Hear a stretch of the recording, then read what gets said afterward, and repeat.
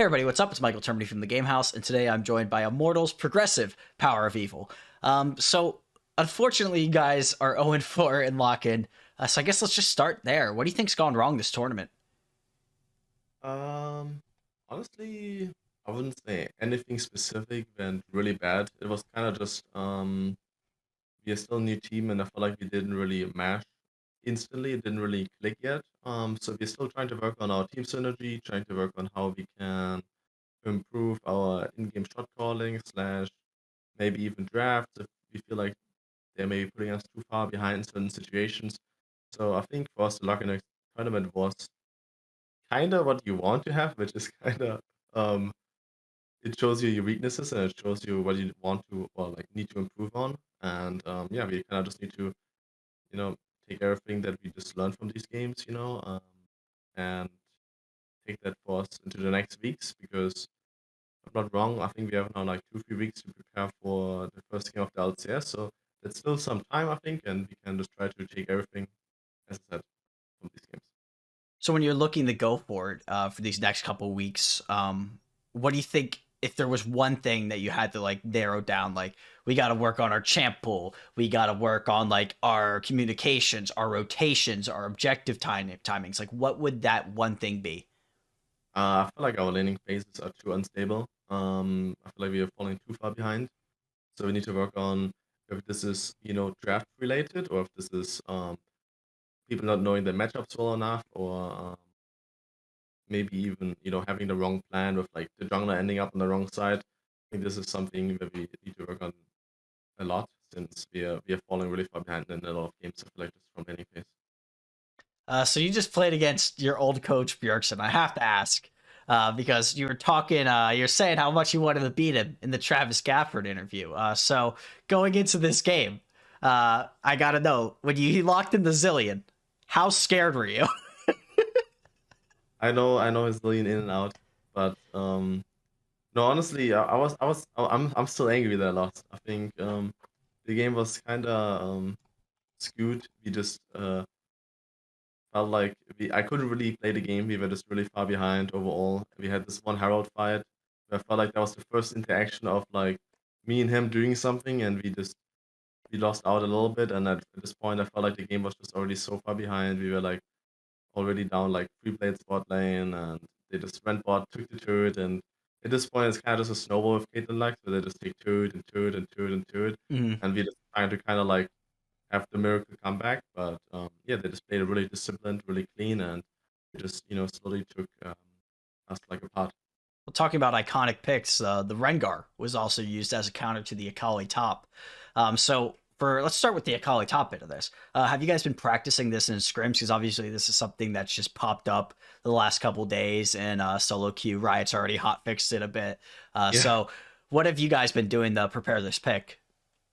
Well, it's just a really, really OP pick with the current chem tag. It's obviously a hotfix already on the live patch, but this is the old one where it's like even more broken. So yeah, we decided to flex pick it, see where we want to put it, and like how to use it. I think we were definitely surprised by the ranker. I don't think anyone saw that count coming. So that was definitely something new. I think Revenge did not a bad job in the laning phase. I think it really snowballed when that first kill went through, where they had this really close one-on-one and he barely lost, and then Yeah. Rengar just started like being a little more useful in fights because he can reveal the Akali too. So I think Akali is gonna have like a really rough time like jumping into the fight with them being ahead. So you need to like already play really really good, and then you have all these tools against you, right? Like the Rengar revealing you, Hmm. the Caitlyn Lux just having more damage at that time than our bot lane, and then they're having the Zillion revive for whoever the Akali wants to execute. So it was a really really yeah, tough game for him. I was just speaking with Santorin, and he was saying how Bwipo had they never played a game of Rengar top before, and he was just like, "Guys, let's just do it. It's OP here. It's really OP. It beats Akali." And they just said, "All right, screw it. Let's run it." And it's, I guess it worked. But no, jokes aside, like I'm sure this has been a bit of a rough start from you. But something I want to know is you've kind of, I guess, and I don't mean this in a mean way, but you've gained this reputation of, bouncing around teams the last couple years, right?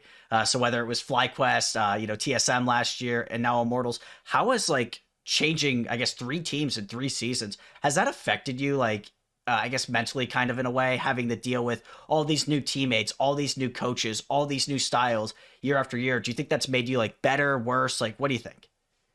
I would definitely say it makes me better because playing with so many different players, you learn to, one, obviously you learn to approach every person individually because there's so many different personalities in esports, and Hmm. every team you have like, clowns and really serious people, and everyone needs like different treatments, right? So, just getting along with people is something I really, learned over the last couple of years, and knowing how to approach everyone and like improving with the teammates. And obviously, besides that, I think generally you can learn from every player. It doesn't matter, even if he's maybe perceived from the community not as like as good. There's a reason why he's a pro player. There's a reason like it made him like go to the LCS or get into the first league, right? And I think um, if you can try to learn like what makes him like what made him go up here to that league, and you can kind of like absorb that, I guess like that trait that he has or that perk, I think that can, like help you a lot in your future games too and your future, career. Fair enough. All right, final question here. So you have been reunited with WildTurtle from the FlyQuest days. So I want to know, how's that been? Playing with him again. I think it's fun. WildTurtle is obviously a really, really positive guy, really nice. Overall. Yeah, we just right now still need to improve on a lot of things. 04 is not what we want to, go for. But I know him personally. I feel like we are a team that has good vibes on the team. I think we're still, um, obviously we're all disappointed, but at the same time, I feel like we're taking it like with a grain of salt of like, okay, try to learn from this. Like let's not go down from this. And but like, I'm really interested to see how the upcoming weeks are going to be and how we are going to, I guess, match up in the first week of LCS. All right, fair enough. Well, best of luck in the, I guess, the upcoming weeks in scrims before the LCS starts. And do you have anything to say to the Immortals fans? Well, I'm sorry that we went 0-4. It's not what we wanted, but I'm sure we can turn it around.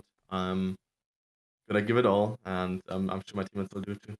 All right, well, thank you very much for coming on, and check out thegamehouse.com for more LCS interviews.